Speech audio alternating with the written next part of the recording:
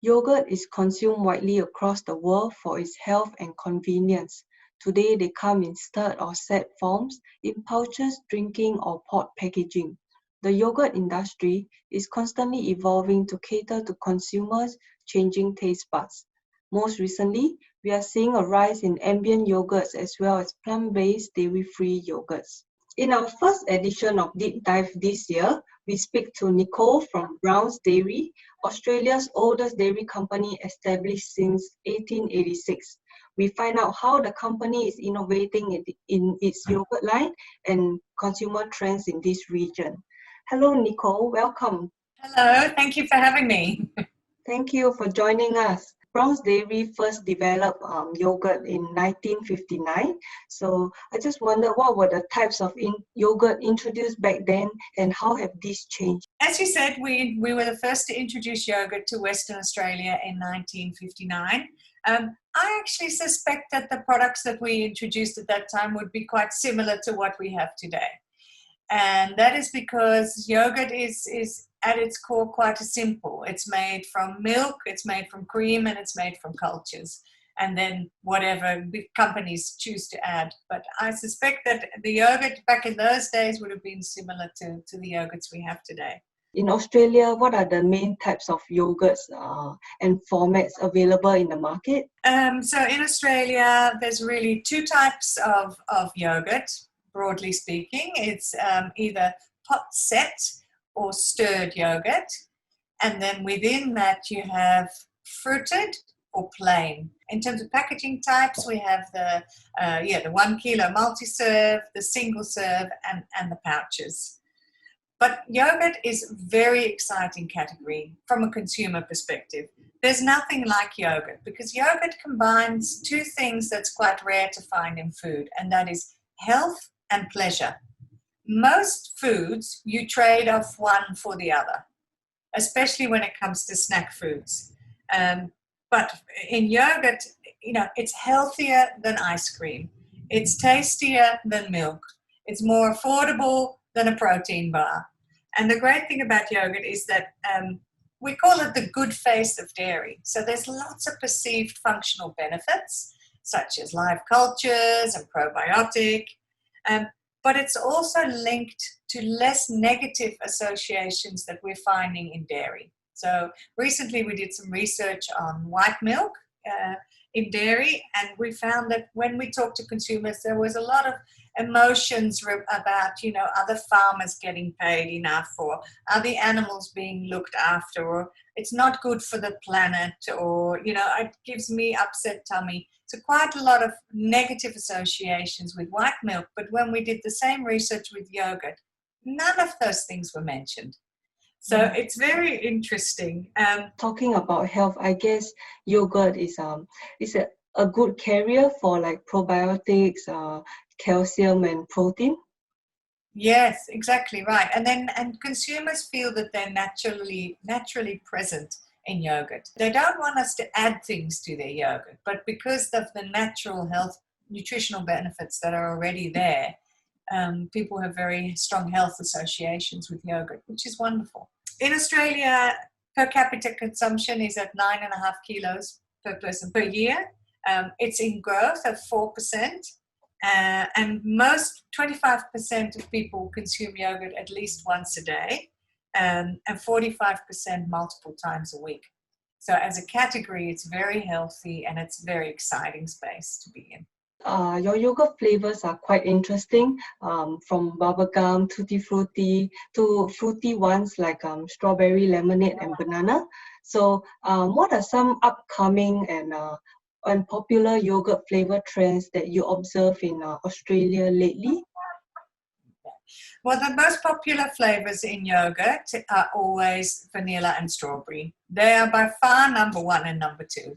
But what we've tried to do is to make yogurt more interesting by borrowing from confectionery. So adding confectionery flavors to a healthy product like yogurt, which makes it more exciting for for kids especially. So we tailor our range according to the end consumer. So the exciting flavors are in the yogurt pouches, which the kids have for lunch, but they're not in the multi-serve tubs. That's more family territory. And within pouches, one of the key insights that we had was that children get to a certain age and then they feel that the flavors are boring or the packaging's boring or it's not cool enough to have in the lunchbox. So our mission was to come up with some flavors that would be cool enough for kids, but still mum is happy because it's made with yogurt. So that's how we came about with the bubble gum, and we had a caramel popcorn, and we have a chocolate version. And the kids are loving them. And the great thing is that now these kids are happy to have yogurt in their lunchbox for longer. So we've extended that usage occasion.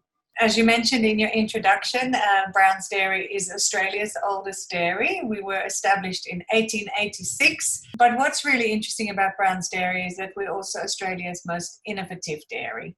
So in Australia, there's an award system that's called Most Innovative Companies, and Brown's Dairy has made the list numerous years in succession and is the only dairy to do that.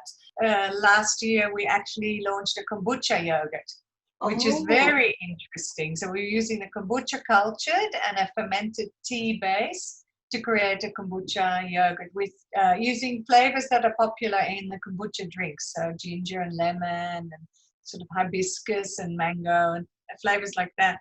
The product was launched right at the moment that COVID started happening. So we had to pause our launch. So it's not in the market at the moment, but that's just an example of where we take interesting consumer insights and apply them in a really fresh and exciting way. So we've got this great balance of old and traditional and lots of heritage, but also a very innovative and exciting sort of way we look at the business. So we definitely see a lot of key trends in food and drink in general. Very strong trend towards naturalness, natural ingredients, health, personalized products, and also sustainability. But what's interesting is that COVID introduced more drivers, and these drivers they've kind of brought the future here faster than it would have been otherwise. And these drivers are looking for local. So 60% of people are buying more local brands since COVID happened. They're looking for value. They're looking for nostalgia. So again, for a brand like Brown's that's been around for 134 years, it's really great territory for us. They're also looking for accelerated e-com. So earlier this year, we launched home delivery for all of our products. So people can go online, order their products and get home delivered if you're in Perth, of course. But if you look at specifically yogurt key trends, you've seen that over maybe the last 10 years, we went from diet yogurt, which was low-fat yogurt, to pot-set yogurt, to Greek yogurt. Then the trend of high protein started. And then we had a trend around skyr yogurt, so that's Icelandic yogurt, and kefir, plant-based yogurts.